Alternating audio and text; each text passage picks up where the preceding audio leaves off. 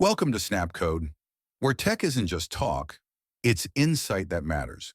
Today, we're diving into a topic every developer should know: REST versus GraphQL. Let's get started. In today's digital world, apps and websites are constantly sharing data behind the scenes. Ever wonder how that works? In this video, we'll demystify two major players in the API world: REST and GraphQL.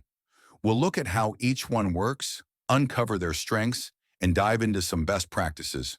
By the end, you'll know exactly when to use REST, when to go for GraphQL, and why. Think of an API as a library assistant. You tell them the exact book or resource you're looking for, and instead of searching through the shelves yourself, they quickly find exactly what you need and bring it to you.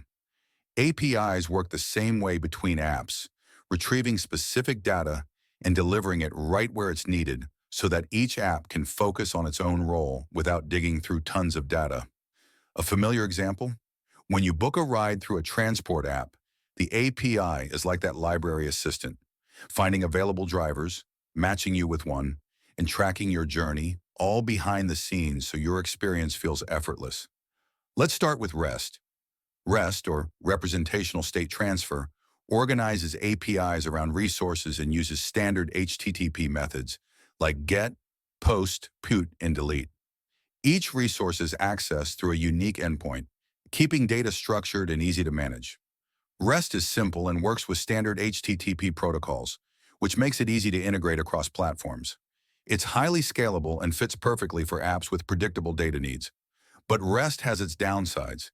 Each endpoint serves specific data, which means clients can sometimes receive too much or too little information.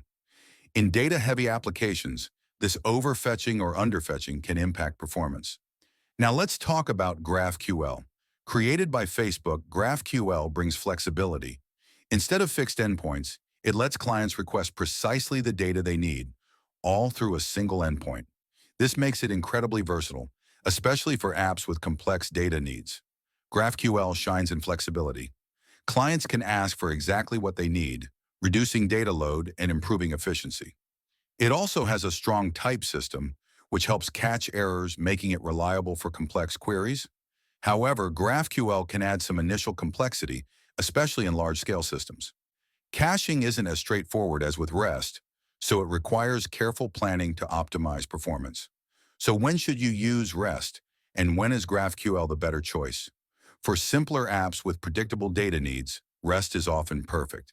But for applications with more dynamic data needs like social media feeds or dashboards, GraphQL's flexibility is hard to beat. Both REST and GraphQL work best when paired with good practices. For REST, keep your endpoints well organized and make use of caching for faster load times. With GraphQL, focus on structuring your schema and minimizing overfetching, and plan for effective caching when you can. Popular libraries can make both easier to use.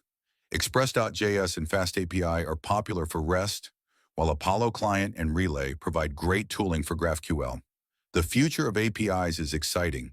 As apps demand real-time data and more complex interactions, we'll likely see REST, GraphQL, and emerging protocols like gRPC work side by side, each optimized for specific use cases. The demand for speed, flexibility, and scalability will only continue to grow. Thanks for tuning in. We hope this guide on REST and GraphQL gives you some clarity. If you enjoyed this breakdown, subscribe to Snapcode for more insights into tech and development.